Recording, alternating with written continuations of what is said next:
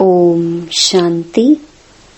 24 मई 2021 बाबा के महावाक्य। मीठे बच्चे, तुमने रावण की मत पर बाप की ग्लानि की तो भारत कौड़ी तुल्य बना। अब उसे पहचान कर याद करो तो धनवान बन जाएंगे। प्रश्न, सीढ़ी के चित्र में कौन सा वंडरफुल राज समाया हुआ है? उत्तर, आधा कल्प है भक्ति की डांस और आधा कल्प है ज्ञान की डांस।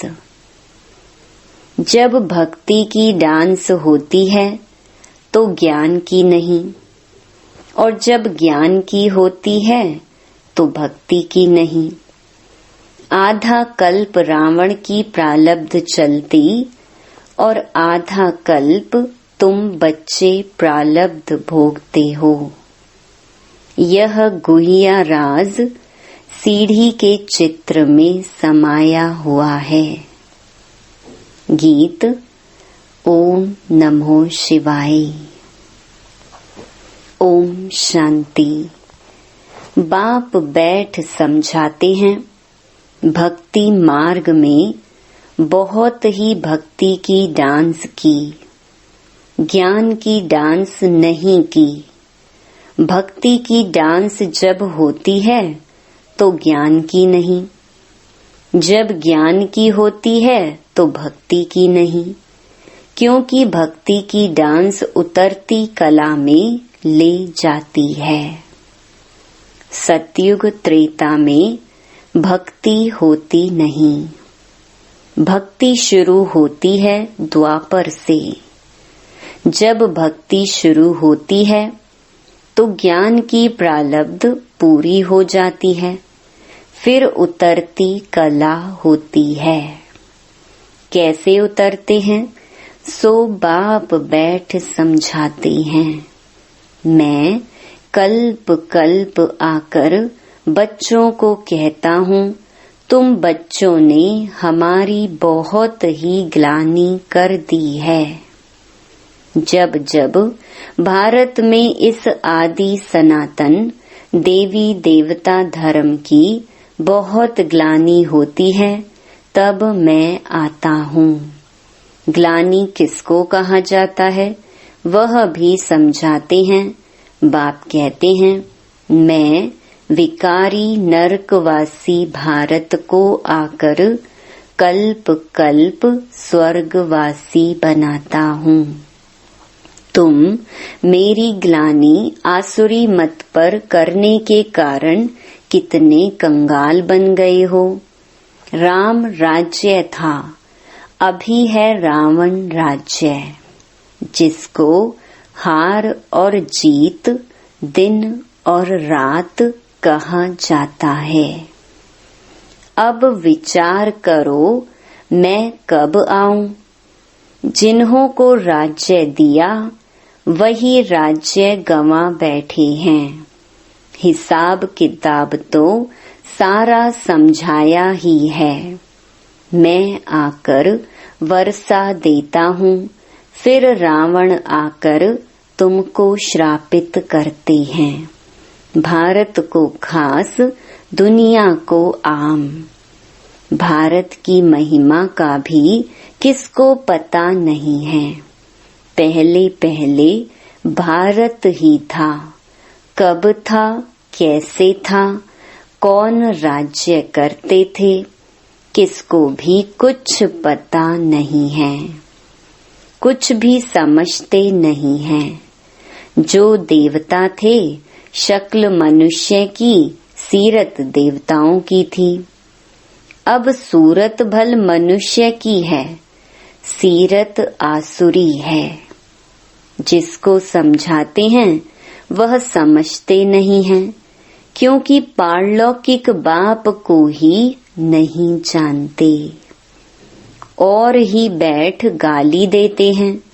बाप की ग्लानि करते करते बिल्कुल ही कौड़ी तुल्य बन गई हैं। भारत का डाउनफॉल हो गया है। ऐसी हालत जब होती है, बाप कहते हैं तब मैं आता हूँ। अभी तुम बच्चों को सम्मुख समझा रहा हूँ। कल्प पहले भी ऐसे ही समझाया था। यह दैवी संप्रदाय की स्थापना हो रही है। मनुष्य से देवता बन रहे हैं। मनुष्यों को यह पता ही नहीं है कि बाप कब आते हैं। सतयुग त्रेता में तुम बड़ी खुशी में प्रारब्ध भोगते हो, फिर द्वापर से रावण का श्राप पाते पाते बिल्कुल ही खत्म हो जाते। जैसे देवताएं प्रारब्ध भोगते भोगते त्रेता के अंत में खत्म हो जाते हैं, फिर रावण की आसुरी प्रारब्ध शुरू होती है। भक्ति भी पहले अव्यभिचारी होती है, फिर व्यभिचारी होती है। सीढ़ी ठीक बनी हुई है। हर एक चीज सतो प्रधान, सतो रजो तमो बनती है।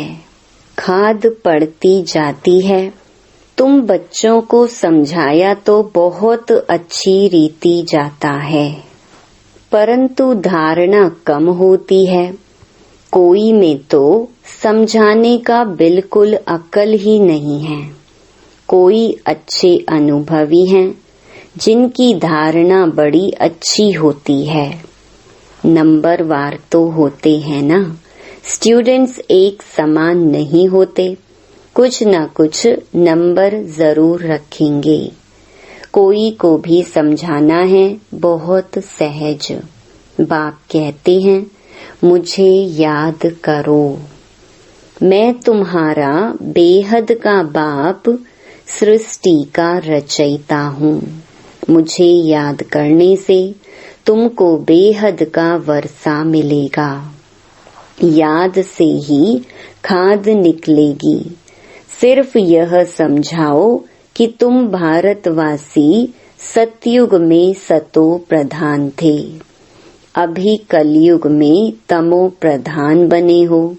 आत्मा में खाद पड़ती है। पवित्र होने बिगर कोई वहाँ जा नहीं सकते। नई दुनिया में है ही सतो प्रधान। कपड़ा नया है तो कहेंगे सतो प्रधान, फिर पुराना तमो प्रधान हो जाता है। अभी सबका कपड़ा फटने लायक है।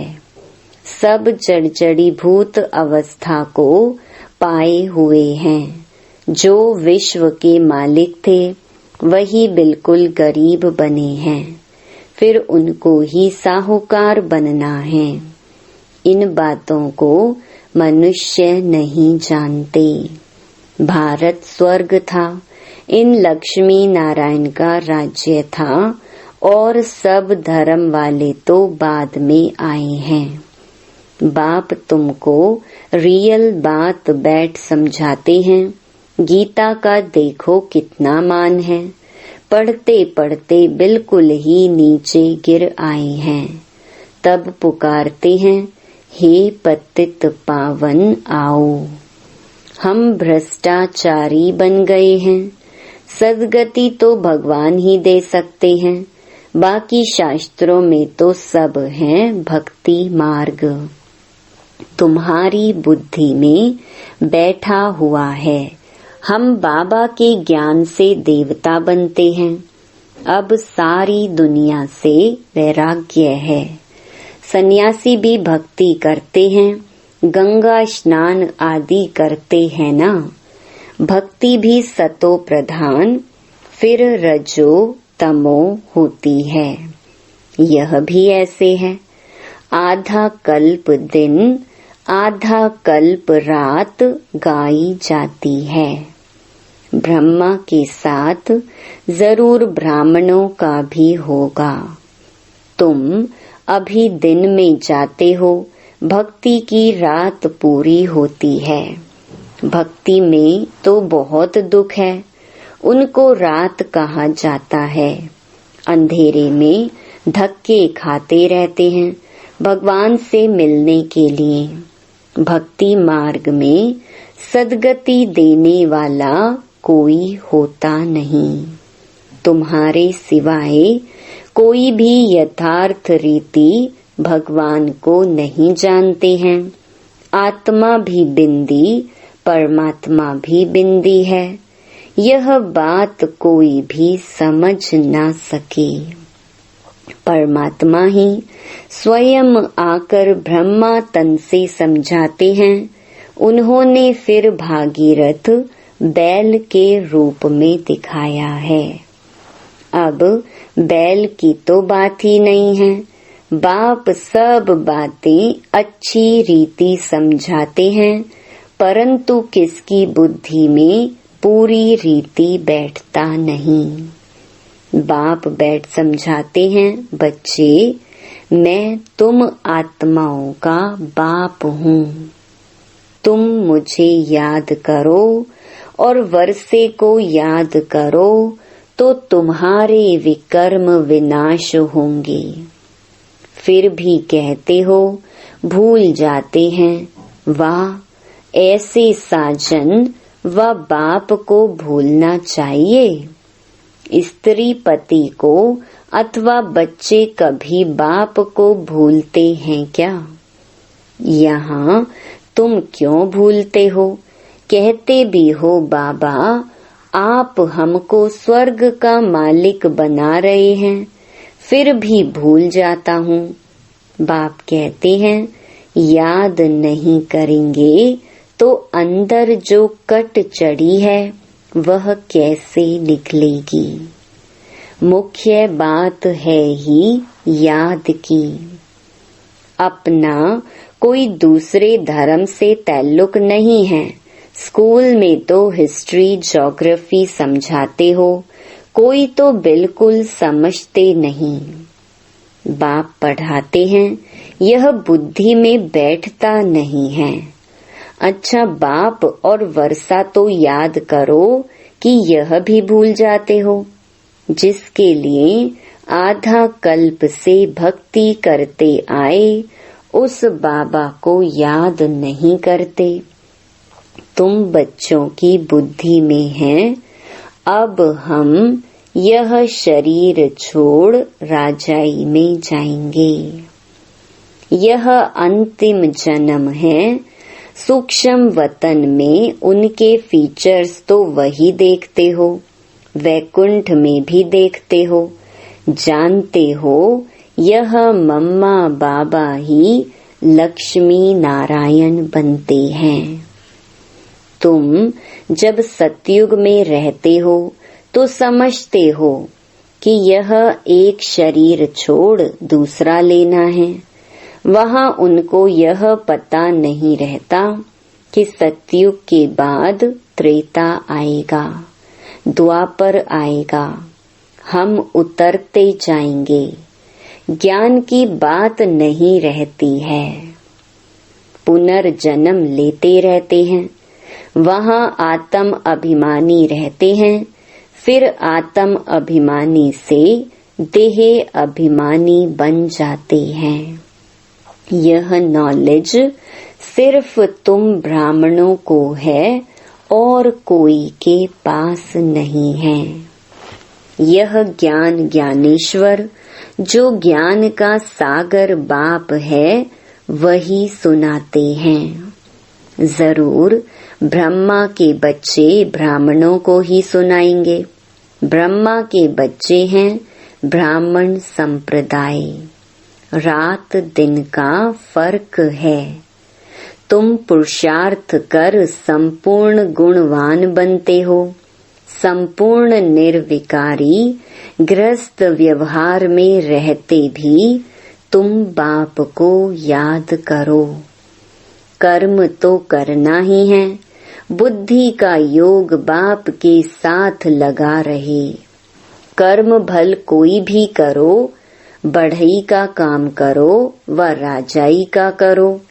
राजा जनक का भी गायन है ना। राजाई करते रहो परंतु बुद्धि का योग बाप के साथ लगाओ तो वर्षा मिल जाएगा। बाप कहते हैं मन मना भव मामेकम याद करो। शिव बाबा कहते हैं सिर्फ शिव कहने से ही लिंग याद आएगा और तो सबके शरीर का नाम लिया जाता है, पार्ट शरीर से बजाते हैं। अभी तुमको आत्म अभिमानी बनाया जाता है जो आधा कल्प चलता है। इस समय सभी हैं देह अभिमान में, वहाँ आत्म अभिमानी होंगे यथा राजा रानी तथा प्रजा। आयु तो सबकी बड़ी होती है, यहाँ सबकी आयु कम है। तो बाप सम्मुख बैठ बच्चों को कितना अच्छी रीति समझाते हैं। हे आत्माओं, क्योंकि आत्मा ज्ञान लेती है, धारणा आत्मा में होती है। बाबा को शरीर तो है नहीं, आत्मा में सारा ज्ञान है। आत्मा भी स्टार है, बाबा भी स्टार है। वह पुनर्जन्म नहीं लेते हैं, आत्माएं पुनर्जन्म लेती हैं। इसलिए बाबा ने काम दिया था कि परमात्मा की महिमा और बच्चे की महिमा लिखकर आओ। दोनों ही अलग अलग हैं। श्री कृष्ण की अलग महिमा है, वह साकार वह निराकार। इतना गुणवान किसने बनाया? जरूर कहेंगे परमात्मा ने बनाया। इस समय तुम ईश्वरीय संप्रदाय हो। तुमको बाप सिखला रहे हैं, पीछे फिर प्रारब्ध भोगते हैं। सतयुग में तो कोई नहीं सिखलाएंगे, भक्ति मार्ग की सामग्री ही खत्म हो जाती है।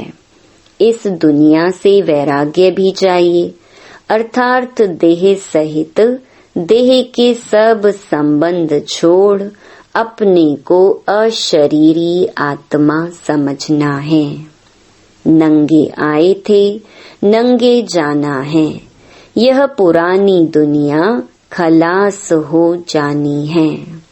हम सब नई दुनिया में जाने वाले हैं, बस यह याद की मेहनत करते रहो। इसमें ही फेल होते हैं, याद करते नहीं हैं। जो भी समझने के लिए आते हैं उनको भी यही समझाना है। शिव बाबा ब्रह्मा द्वारा कहते हैं कि मुझे याद करो तो याद से तुम्हारी खाद निकल जाएगी। तुम विष्णुपुरी के मालिक बन जाएंगे। विष्णुपुरी ही स्वर्गपुरी है, तो जितना हो सके बाप को याद करो। जिस बाप को आधा कल्प याद किया है, अब वह सम्मुख आए हैं। कहते हैं मुझे याद करो, उनको कोई भी जानते नहीं। खुद ही आकर अपना परिचय देते हैं, मैं जो हूँ, जैसा हूँ, ऐसा कोई विरला जानते और निश्चय करते हैं। निश्चय कर लेते हैं तो पुरुषार्थ कर वर्षा पा लेते हैं। शिव बाबा कहते हैं मुझे याद करने से ही तुम्हारे विकर्म विनाश होंगे और तुम पवित्र बन पवित्र दुनिया के मालिक बनेंगे। विकर्म कोई भी नहीं करना है।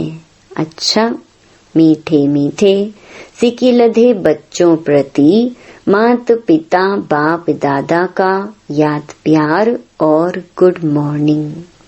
रूहानी बाप की रूहानी बच्चों को नमस्ते। धारणा के लिए मुख्य सार। पहला, पुरुषार्थ कर संपूर्ण गुणवान बनना है। कर्म कोई भी हो, लेकिन बाप की याद में रहकर करना है। कोई भी विकर्म नहीं करना है। दूसरा, यह पुराना कपड़ा शरीर जड़जड़ी भूत है, इससे ममत्व निकाल देना है। आत्मा को सतो प्रधान बनाने का पूरा पूरा पुरुषार्थ करना है। वरदान, करना और कहना इन दो को समान बनाकर क्वालिटी की सेवा करने वाले सच्चे सेवाधारी भव। सदा अटेंशन रहे कि पहले करना है, फिर कहना है। कहना सहज होता है, करने में मेहनत है। मेहनत का फल अच्छा होता है। लेकिन यदि दूसरों को कहते हो, स्वयं करते नहीं, तो सर्विस के साथ साथ डिससर्विस भी प्रत्यक्ष होती है। जैसे अमृत के बीच विष की एक बूंद भी पड़ने से सारा अमृत विष बन जाता है। ऐसे कितनी भी सर्विस करो, लेकिन एक छोटी सी गलती सर्विस को समाप्त कर देती है। इसलिए पहले अपने ऊपर अटेंशन दो, तब कहेंगे सच्चे सेवाधारी। स्लोगन, अनेकता में एकता लाना, बिगड़ी को बनाना, यह सबसे बड़ी विशेषता है। मातेश्वरी जी के अनमोल महावाक्य। चढ़ती कला और गिरती कला की मुख्य जड़ क्या है? बहुत मनुष्य यह प्रश्न पूछते हैं कि जब इतना पुरुषार्थ कर जीवन मुक्ति पद को पाते हैं, तो फिर वहाँ क्या कारण बनता जो हम नीचे गिरते हैं? भल हम कहते हैं कि यह हार और जीत का खेल है। इसमें चढ़ती कला और उतरती कला होने का भी कोई कारण जरूर है, जिस कारण के आधार पर यह खेल चलता है। जैसे पुरुषार्थ से हम चढ़ रहे हैं, वैसे गिरने का भी कारण जरूर है। अब कारण भी कोई बड़ा नहीं है, जरा सी भूल है। जैसे परमात्मा कहता है, मुझे याद करो तो मैं तुमको मुक्ति, जीवन मुक्ति पद दूंगा। वैसे ही जब बॉडी कॉन्शियस हो, परमात्मा को भूलते हैं तो गिरते हैं, फिर वाम मार्ग में चले जाते हैं, फिर 5 विकारों में फंसने से दुख उठाते हैं। तो यह हुआ अपना दोष, ना कि रचता का दोष है। जो लोग कहते हैं दुख सुख परमात्मा ही देता है, यह कहना बिल्कुल रॉन्ग है। बाबा सुख रचता है, ना कि दुख रचता। बाकी हम श्रेष्ठ कर्म से सुख उठाते हैं और भ्रष्ट कर्म से दुख भोगते हैं। बाकी अच्छे कर्म का फल और बुरे कर्मों का दंड परमात्मा द्वारा अवश्य मिलता है। परंतु ऐसे नहीं कहेंगे कि सुख दुख दोनों परमात्मा देता है। नहीं, परमात्मा तो चढ़ती कला में हमारे साथ है, बाकी गिराने वाली माया है। कॉमन रीति में भी कोई साथ अथवा मदद लेते हैं सुख के लिए, बाकी दुख उठाने के लिए कोई किसका साथ नहीं लेते। बाकी तो जैसा जैसा कर्म वैसा वैसा फल की रिजल्ट। तो इस ड्रामा के अंदर दुख सुख का खेल अपने कर्मों के ऊपर बना हुआ है, परंतु तुच्छ बुद्धि मनुष्य इस राज को नहीं जानते। अच्छा, ओम शांति।